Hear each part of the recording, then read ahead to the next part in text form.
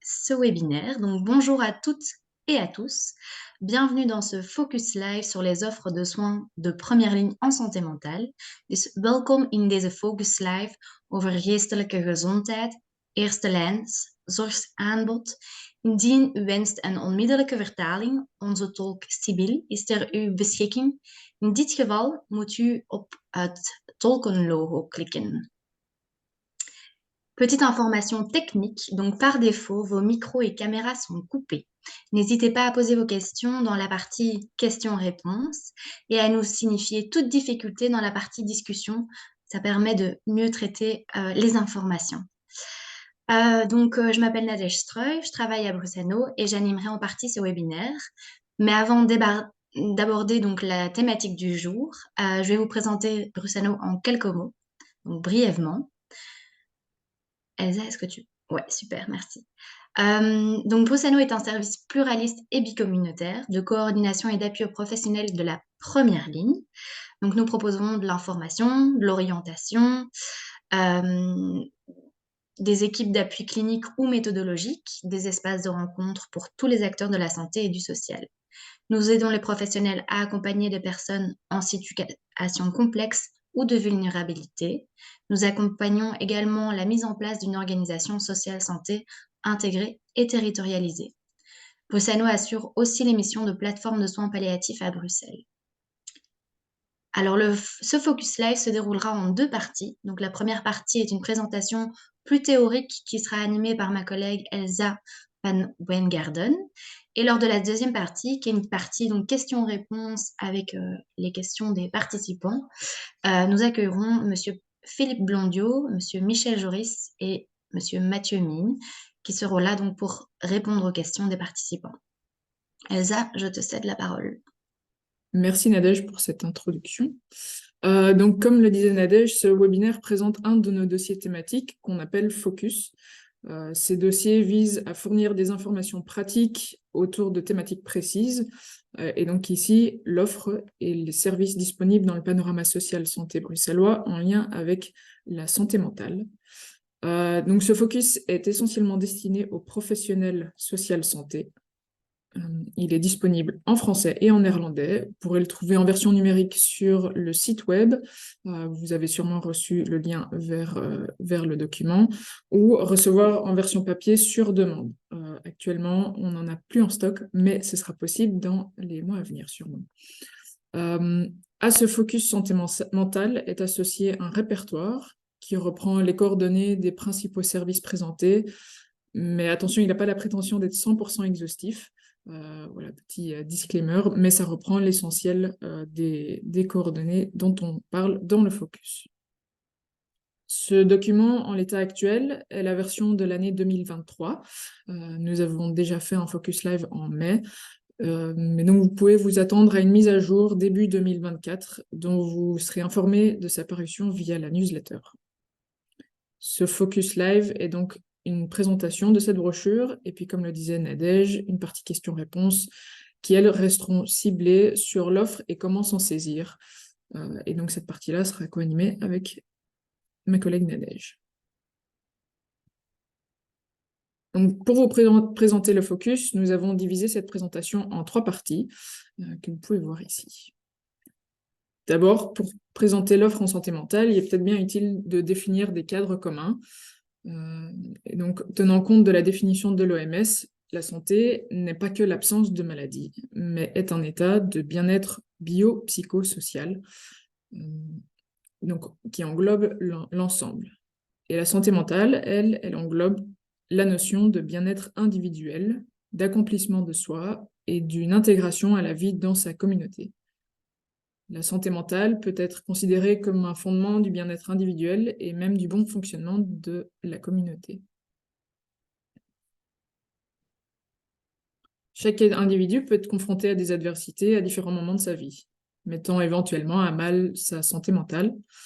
Et pour cela, des aides, des soutiens et des soins existent.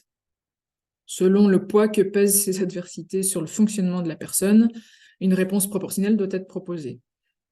Donc, de façon générale, plus l'incidence de la difficulté ou du trouble au sein de la population est grande, plus l'offre des services doit être disponible pour y répondre. Et plus les troubles sont spécifiques, de ce fait moins fréquents, cela nécessite une approche et des services spécialisés en adéquation. Ce modèle pyramidal que je vous présente ici doit tout de même tenir compte des aspects liés à la spécificité du lieu et du contexte social. Dans ce focus, comme nous le disions, on aborde les offres et les services de première ligne, et donc on s'attelle plutôt aux services illustrés au bas de la pyramide, équivalent aux ressources informelles et les services ambulatoires et de première ligne. En Belgique, l'organisation des soins de santé mentale intègre 3 principes.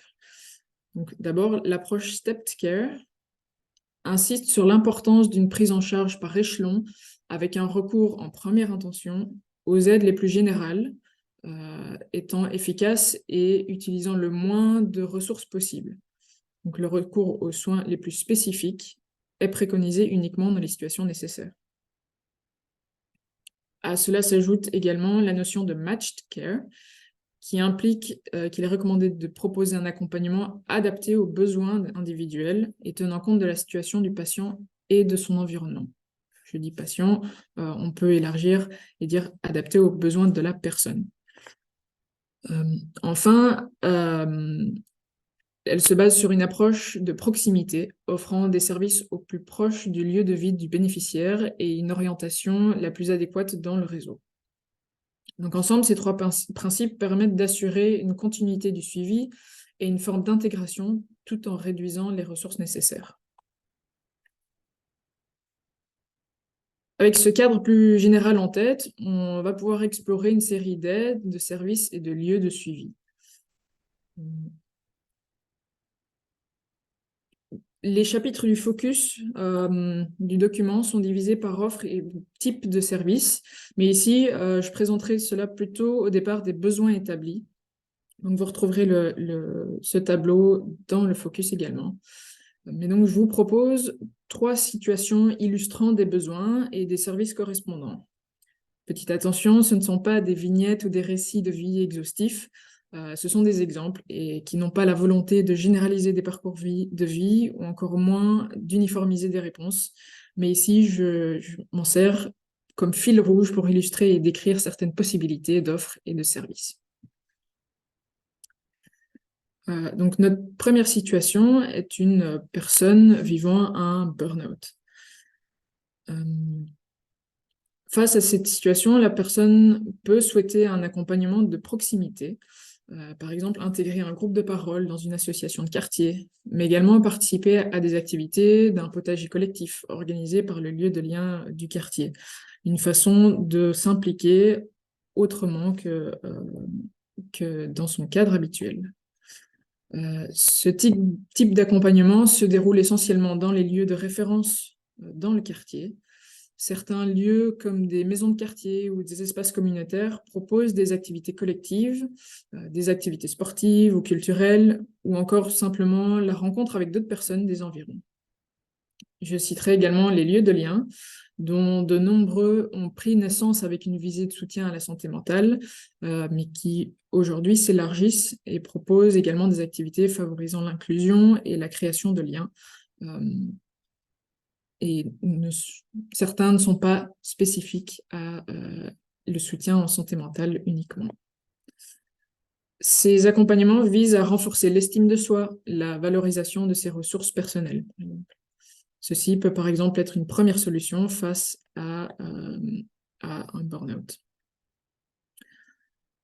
Certaines mutualités proposent une intervention pour des activités payantes. Sachez que Brusano a rédigé un focus dédié aux avantages complémentaires des mutuelles et il est également disponible sur notre site. Je vous propose ici 3 ressources pratiques en plus de répertoires associés au focus. Le site de Bruxelles Social en ligne, avec notamment la catégorie lieu de rencontre et de convivialité. Le site de la plateforme bruxelloise en santé mentale, qui répertorie également de nombreuses structures et services. Ou encore le guide sur les lieux de lien réalisé par la Ligue bruxelloise francophone pour la santé mentale, dont vous trouverez le lien vers la dernière édition du guide, juste ici. Alors, la personne pourrait demander également un suivi psychologique au sein d'une maison médicale, chose que certaines maisons médicales proposent. Les modalités, elles varient d'une structure à l'autre. Les thérapeutes peuvent être indépendants ou prestant sous une convention de première ligne. Donc les modalités sont très différentes, mais leur prestation n'est en général pas comprise dans le forfait de la maison médicale de base. Donc il faut en être conscient.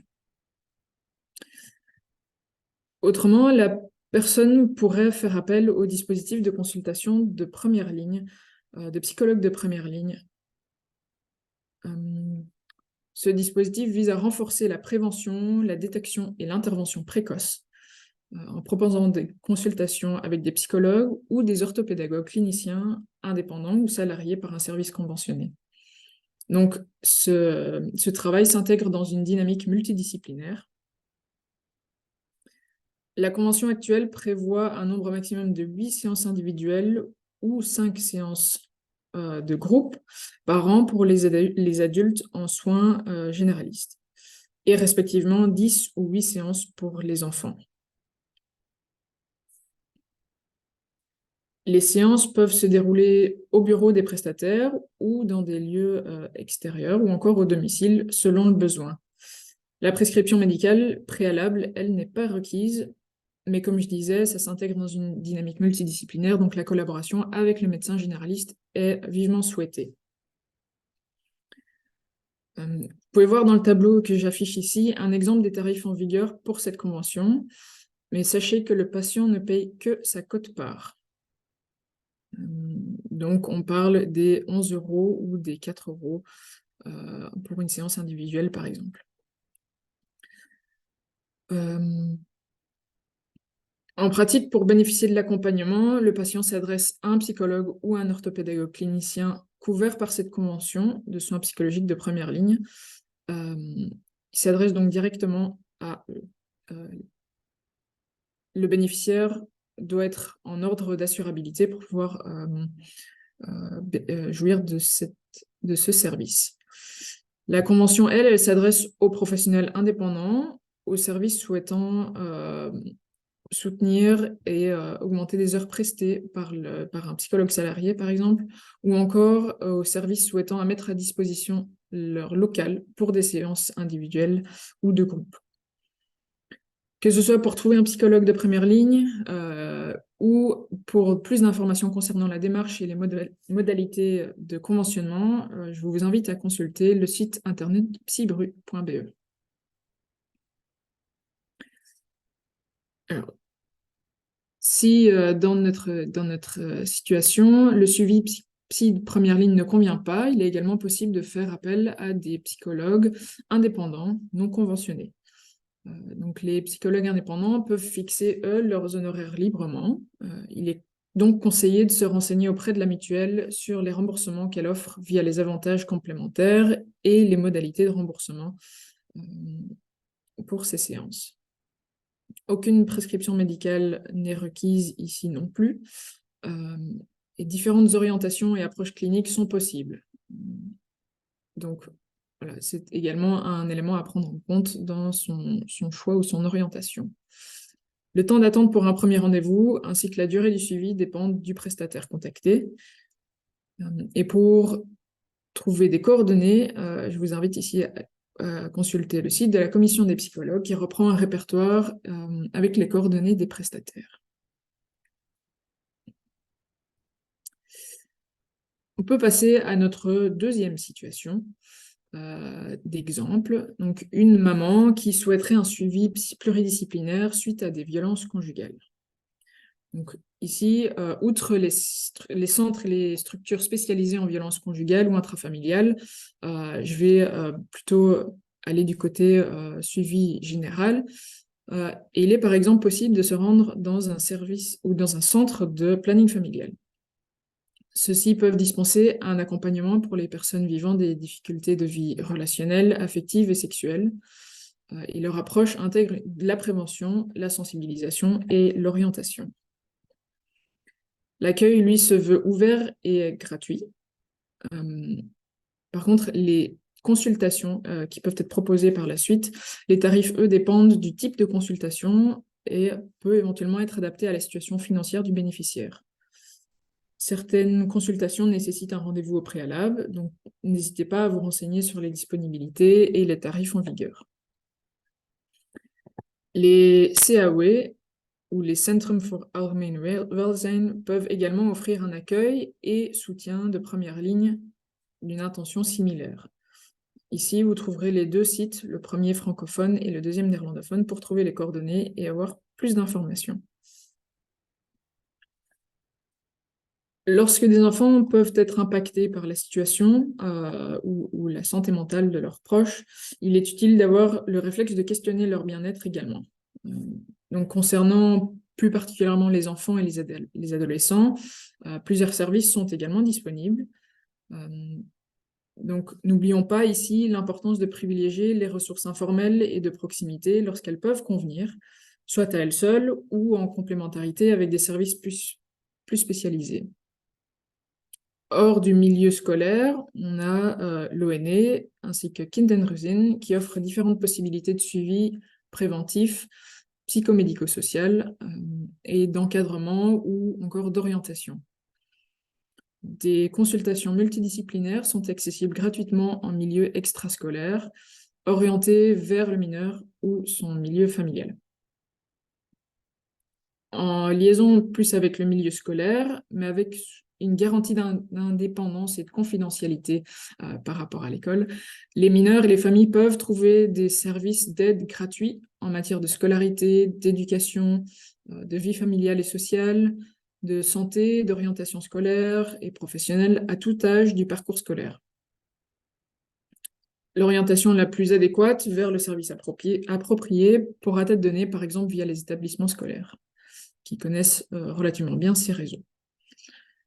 Le réseau bruxellois en santé mentale pour les enfants et adolescents, Brustars, lui offre également une série de services pour les jeunes allant de 0 à 23 ans. La prise en charge peut être multidisciplinaire dans les situations nécessaires, pour des situations de crise, ainsi que pour des accompagnements de plus longue durée, y compris des équipes mobiles. Le réseau peut lui intervenir pour des situations pédopsychiatriques complexes et au cas où s'entremêlent des difficultés sociales, socio-économiques et psychiques. Dans notre situation fictive, la maman ne s'en remet toujours pas, développe des troubles plus sévères, nécessitant un suivi pluridisciplinaire, mais aujourd'hui, elle n'est plus capable de sortir de chez elle. Elle est tétanisée. Et donc, un proche ou son médecin fait alors appel à une équipe mobile. Ceci pour vous présenter l'offre des équipes mobiles disponibles à Bruxelles, notamment pour les personnes qui ne peuvent plus se rendre, ou qui ne peuvent pas se rendre temporairement chez le prestataire. Ces équipes mobiles peuvent intervenir au domicile du patient ou dans un lieu externe. On en recense 3 types: les équipes mobiles de crise, les équipes mobiles long terme, dont certaines ciblent l'accompagnement au domicile, pas toutes, et les équipes dites spécialisées. Les conditions pour bénéficier de leur soutien sont spécifiques à chaque équipe. Je ne peux pas donc faire de généralité, mais si ce n'est que l'intervention des équipes mobiles est entièrement gratuite pour le patient. Certaines interventions du psychiatre, par contre, peuvent, elles, être facturées aux mutuelles, par exemple. En pratique, le patient, ses proches ou le professionnel prend contact, soit par mail, soit par téléphone, avec l'équipe adaptée à la demande. Et ensuite, la demande est analysée par l'équipe qui reprendra contact avec l'appelant pour fixer un rendez-vous ou l'orienter vers un service qui serait plus adéquat. Un répertoire a été réalisé par la plateforme bruxelloise pour la santé mentale. Vous trouverez le lien sur la dia, qui reprend l'ensemble des services d'équipe mobile ainsi que les fonctionnements de chacune d'elles, donc avec plus de détails que dans mon tableau ici. Imaginons qu'après un suivi par une équipe mobile, la situation se stabilise pour la maman et elle reprend doucement ses activités du quotidien. Et le suivi par l'équipe mobile n'est plus nécessaire. ou en tout cas pas de façon intensive. Et donc après quelques mois, elle se rend compte tout de même qu'elle souhaiterait un suivi et elle est orientée vers un service de santé mentale proche de chez elle. Euh, à côté de ça, elle participe également aux activités d'une maison de quartier. Donc les services de santé mentale, eux, ce sont des équipes multidisciplinaires qui assurent le diagnostic et le traitement des problématiques psychologiques et psychiatriques, ainsi que des actions de prévention en santé mentale également. Les SSM, comme on peut les appeler, sont accessibles à tous, sans discrimination ni restriction géographique. Toutefois, l'accès est généralement garanti en priorité selon une logique de proximité, donc aux personnes qui habitent au plus proche du service. Les tarifs qui peuvent être pris en charge par la mutuelle sont généralement modérés et nombreux SSM considèrent qu'ils ne doivent en aucun cas faire obstacle à la consultation. Une grande partie de ces services en santé mentale offrent également directement ou via des partenaires une orientation et une prise en charge sociale. La demande de l'accompagnement peut se faire par tout professionnel ou par la personne intéressée elle-même. Il faut savoir que la plupart des services de santé mentale fonctionnent sur liste d'attente, et donc un certain délai est parfois nécessaire avant d'entamer un suivi. La prescription médicale, elle, n'est pas requise au préalable. Je propose de passer à notre troisième situation exemple, qui est une personne âgée en souffrance de par son isolement social. Une première piste est notamment de renforcer ses ressources et ses activités de proximité, comme je le disais, par l'approche Stepped Care et Matched Care. C'est à cette échelle que de nombreuses activités sont développées afin de lutter contre l'isolement social, tels que les maisons de quartier, les restaurants solidaires, les réseaux d'entraide, mais également des projets de quartier de soutien aux seniors.